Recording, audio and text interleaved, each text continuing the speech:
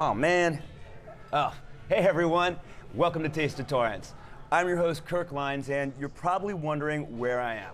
Well, this place is called Hey 19 Public House, and it's a gastropub tucked away in a strip mall on Calle. It pays homage to everything from the 70s to the 80s and anything that'll pretty much make you feel right at home. What do you say we get started?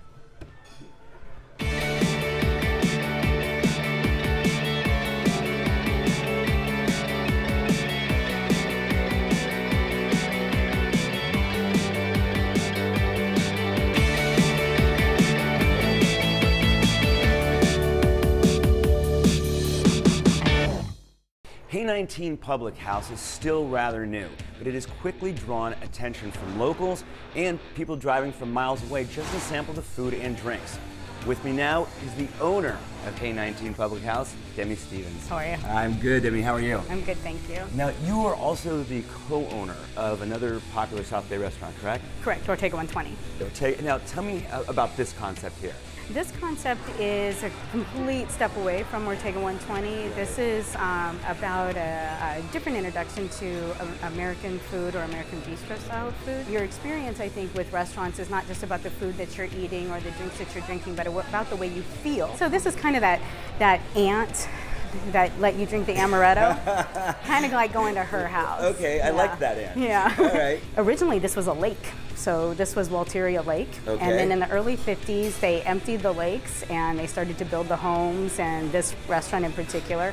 In 1962 until 1992, it was Filiponis, and it was, very much a staple in the South Bay. We were actually able to salvage different parts of that restaurant, including the brass bar that we had behind and wallpaper that we found behind some of the mirrors from the bars. Definitely a lot of history, and the people here as well. Now, I've heard that you have a very loyal staff. Some of the staff here is actually kids that I knew growing up because my children went to school in the neighborhood, and so there's an amazing amount of loyalty. I think that really, though, comes from the fact that I've literally worked every single position in a restaurant since I was 14. When I started in the business in 1984, it was very different and a lot more difficult to do business, whereas now, it's opened not up so a little, much. It's opened up a little bit more. Now, one more thing. I got to ask you about the decor. This eclectic and unique decor, which, by the way, I love, but it is kind of like a garage sale. Yes.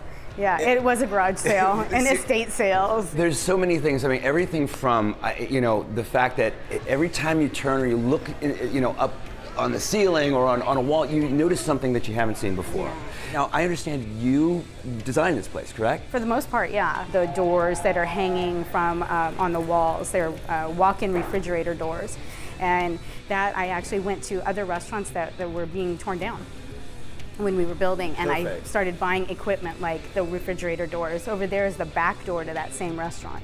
Oh wow! So, and the candy machines. You got a little piece of Torrance in every corner of this space. There are a number of different hockey things in here without it becoming a hockey sports bar kind of feel to it. So there's hockey sticks up here. Something that I noticed is this number 19 on the wall behind us. Now, I know we are Hey 19 Public House. What's the correlation, though? Number 19 is my son's jersey number. My son plays hockey. The Hey 19 came about because we were trying to figure out what we were going to name the restaurant in the beginning. But there's a picture of my son next to the Stanley Cup. Okay. And one of our friends, another Torrance local, posted, Hey 19, don't touch the cup. And I thought, oh, there you go. Can you show me some of the real Absolutely. interesting Let's and take unique a things? tour. I'd love to see it. Perfect. Thank you. After you. Thank you.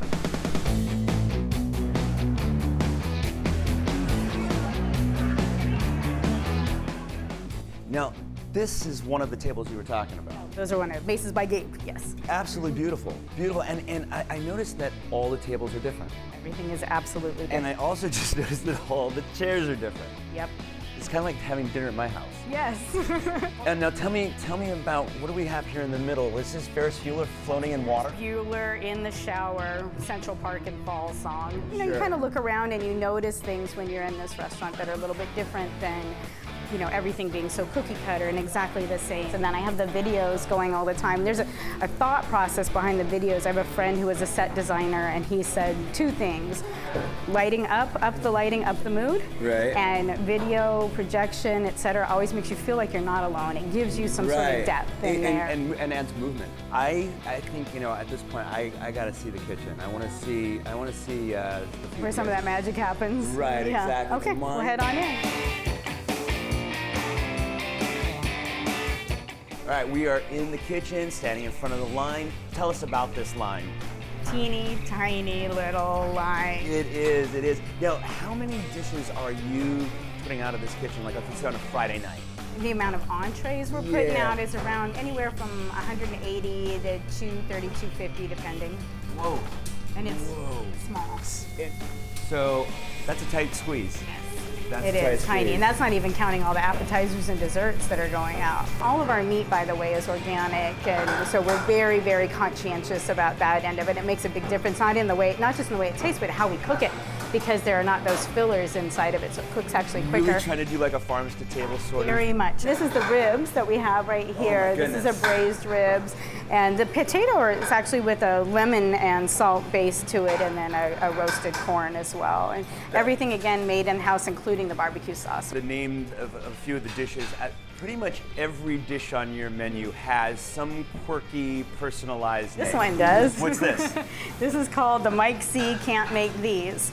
So what it is my friend Mike Caldwell, who's also involved in the restaurant, he is known for making his ribs, so we were doing a little barbecue smack talking. Okay. And I went to the house and we had ribs, but he hasn't let me make any of mine. These are actually Vasily's ribs. Okay. So on the menu, it's called Mike C. Can't Make These. Everybody's ego has exited when it comes to the menus or the restaurant itself. You know, your ego is not your amigo when it comes to restaurants. But it's nice to be able to and I think that's one of the things that really creates sort of a community restaurant, is people seeing their name on the menu. Yeah.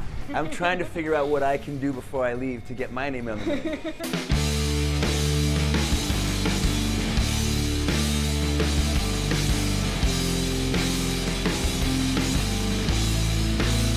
I don't think there's enough food in front of me. Definitely not enough food in front of you. Diet time.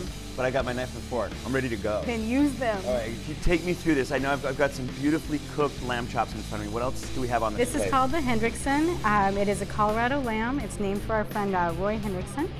It's a Colorado lamb with a peppermint tea rub. This is Upland Living cress, and then this is a twice-cooked peewee potato. Those figs are delicious. Aren't those amazing? And then this is a lovely sea salt here on the side. Yeah, really nice touch. And these potatoes kind of smashed down a little bit. Yeah. Love that. Really great. Okay. I could sit here and eat the whole thing, but I think I'm going to have to move through. Well, or else we'll never get through this. Oh, the diet plate. All right. Now this looks like eerily similar to a Loco Moco. It is eerily similar. This is your take on it. Tell me what are the components to this? Well, like I said, we have a defibrillator in the back for that. There is a sausage gravy on the bottom. This is a mac and cheese croquette. This is a half-pound burger patty. Sausage gravy again. Bacon. This is an egg, and then a chili sambal and a little bit of chive on the top of that. I've come back from the dead before. A lot of protein on this plate. Beautiful. Oh my goodness. Yeah. That's one of our That best is sellers definitely, right there. that is, Those two, actually, yeah. that is so decadent in like such a delicious way. I mean, if I've gone out Friday night or Saturday night, this was what I want Sunday morning. Yeah. Very flavorful. That is excellent. Thank you. Really good. Thank All you. right, next victim. Okay, we'll lighten it up at the end. How about that? So this is the fried chicken and waffles. This is a Mary's Organic chicken. Okay. Again, all of the meat here is organic. It's a leg and a thigh. It's a really nice, crisp, crunchy outer crust on that one. This is a creamed corn and a waffle, and then these are very simple collard greens. They're more of a flash on that rather than a soupy one. Piece of chicken. Thank you. Yeah, I do want to try some of the waffle and the greens. The waffle has an applesauce in it as well. Nice. Great texture, nice and crispy. Beautiful. We've got some drinks we probably need to sample. So now, you know, we'll show you how to have a big giant party with all this stuff too. Yo, that's a good question. If I did want to have a party here, what would I do? A gastropub with a banquet room. Want to go check What it out? gastropub has a banquet room? This one.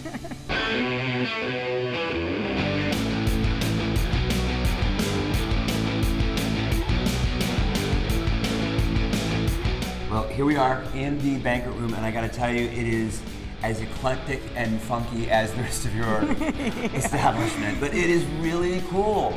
I mean, you can do everything from birthday parties to even rehearsal dinners for weddings, anything back here. Yeah, we do parties like you see. This is set up for about 25 people, but we also set up the tables. We can do 72 people sitting down and 125 for cocktails. Nice. There's a really cool little bar that I got at a garage sale over there in the corner. We actually found that in the attic of this place, that Frank Evans thing. That one's a lot of fun.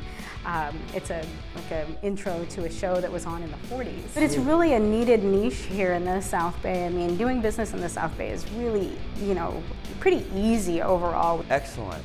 All right, well, I think there's one last thing that I need to check out. Which is? Bar. The most important part of the building. And the libations yes. there within. Shall we? We shall. After you. Thank you.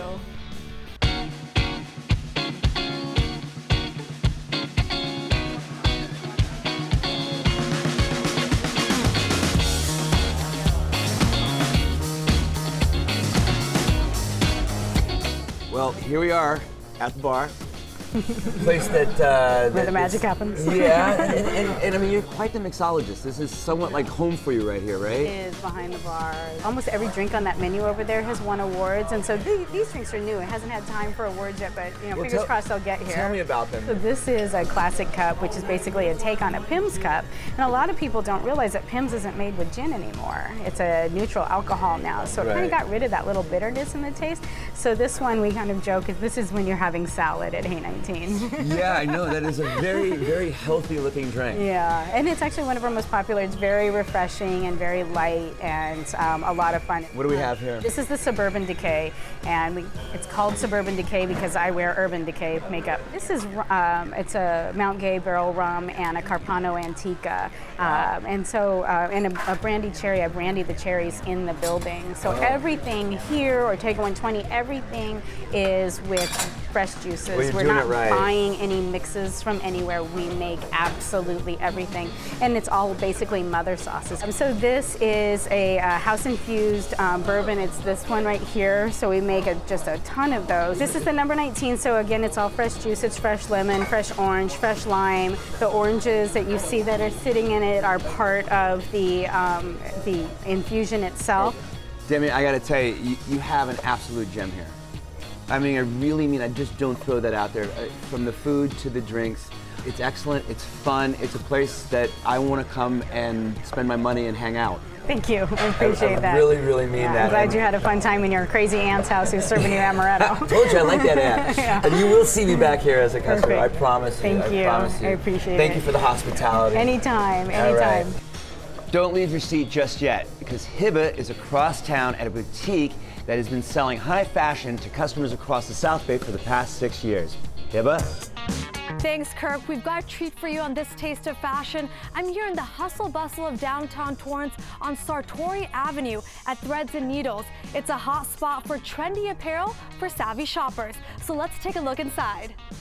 And as soon as you walk in, you're welcomed by a wide array of shoes from Uggs, some of the trendiest sneakers, and even Tory Burch. And the best thing about the store is that they sell apparel and shoes for men and women. And we have the owner himself, Richard Nishitani. Nice to meet you. Richard, you have a background in business, but tell me about how Threads and Needles actually came about. I just wanted to bring something to the city that's not available here. And some of the brands that we carry are only available in certain cities, and Torrance wasn't one of them. So I figured I'd give this a try and see where it goes.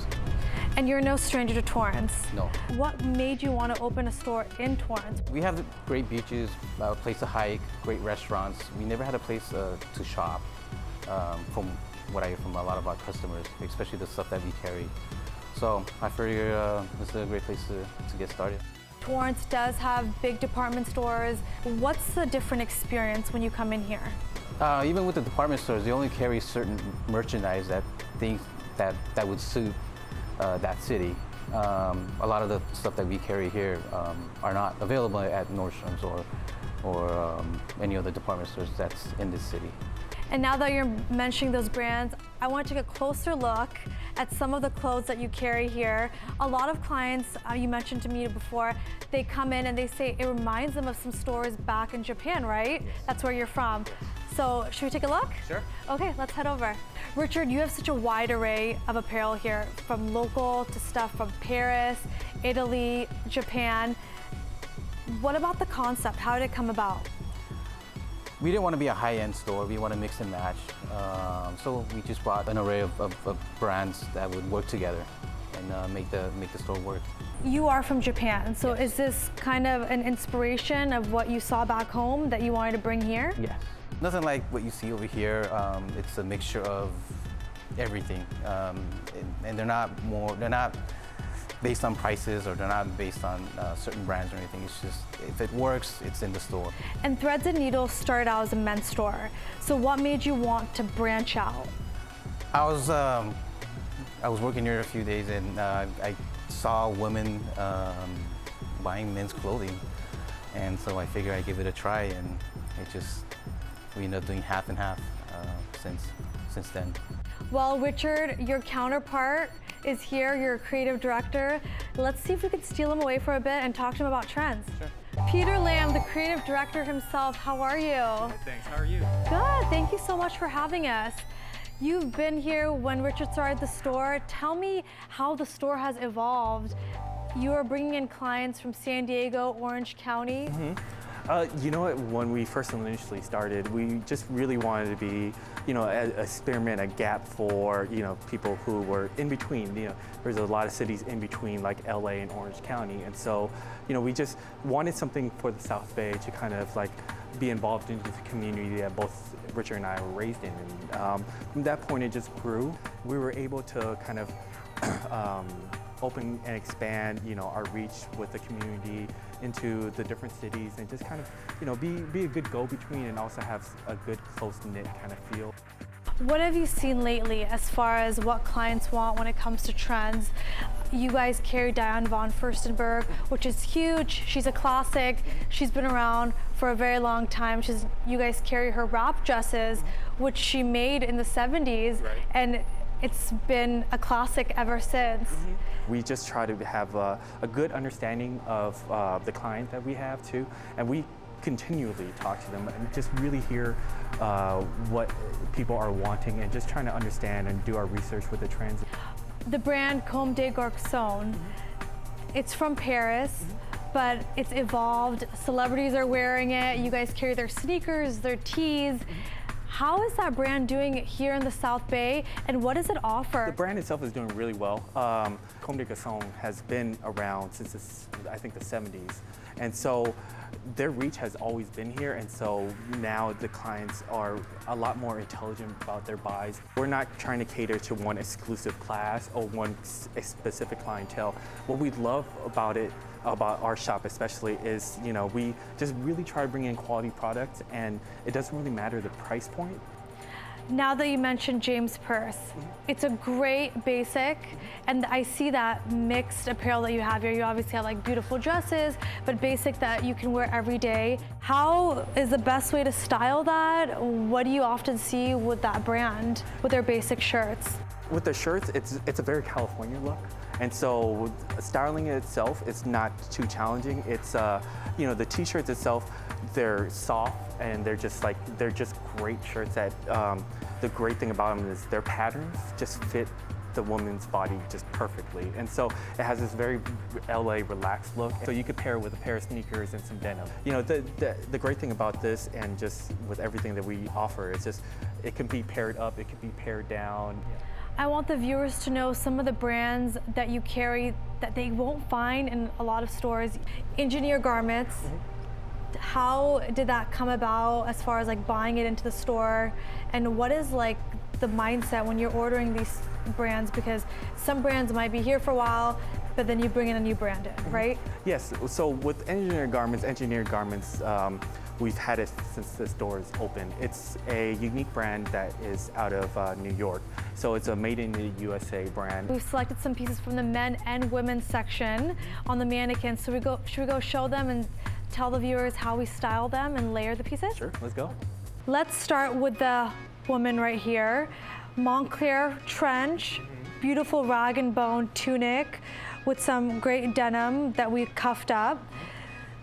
Simple outfit, you can wear it anywhere. With the Montclair jacket, the price, you're getting a quality item with this piece. You're getting a classic piece too. That, you know, as you change your wardrobe, as things adjust, it will always be there, and it will always be a necessity, especially in a woman's wardrobe. And for people who don't know, Montclair actually is from France, and it was made originally, the jackets and outerwear, for the workers that were working out in the cold. They kind of brought that idea of just like high quality items into mountain climbing and skiing and things like that. And the great thing about like when you layer pieces like this, you could, you know, as you shed things off, it still looks like a great piece. I mean, the tunic that's under here, it's a great rag and bone piece where it can just work well without the jacket. The snake print right here. Just adds that little touch, right? And about texture too. You can have a complete simple outfit, but just putting on a hat with just this type of texture, it just makes you feel great. It just takes it to that next level. Just kind of Right. brings it home for everything, right? The great thing about the trends nowadays is just like, you know, you can wear boots with it, but you could also wear sneakers with it and just kind of have a really kind of cross between like just a formal look and just kind of playful. Now, this outfit, we are talking about the layers again, stripes. I mean, it's been in style for a while, and it seems to be staying as well. This t-shirt's a great piece because it's from APC. It's a Parisian brand that, you know, they know stripes. That's their bread and butter. Bandless collar is a new trend that we saw really coming up, especially in New York and a lot of the other cities too. And so we brought that into, you know, kind of introduce it to our clientele. This longer shop coat too. This is kind of like a cross between kind of like a scientist coat and just like a kind of a longer kind of coat. I think we should leave these two and head over to the men's section because that's how you guys all started, the men's. Right. I'm actually holding a piece from Rag & Bone, and it looks like a PJ top. Yeah. But it's not really, right? It's not. It's just, it's a trend that's coming around for the men's side and also the women's side too. It's just a look that, you know, it's a more vintage look. Like this is something that they probably did in more of the 60s and the 50s and things like that. And obviously everyone wants to be comfortable in whatever they wear. More of the laid back, urban, comfortable basics that you can toss on and layer on. Yeah, that kind of look. I mean, I think that over the last few years that that look has really come into play. The kind of just more minimal, simplistic kind of silhouettes, and with the patterns, it's no more of this just kind of like vibrant patterns and things like that. And it's a little bit sporty too. How would you describe the style of the store when it comes to apparel and obviously the way it's designed? We work towards more something of kind of a classic look, something that, you know, you would see kind of out of Japan kind of things. It's just like, it's the same thing, it's the same kind of principles that we use for our buying.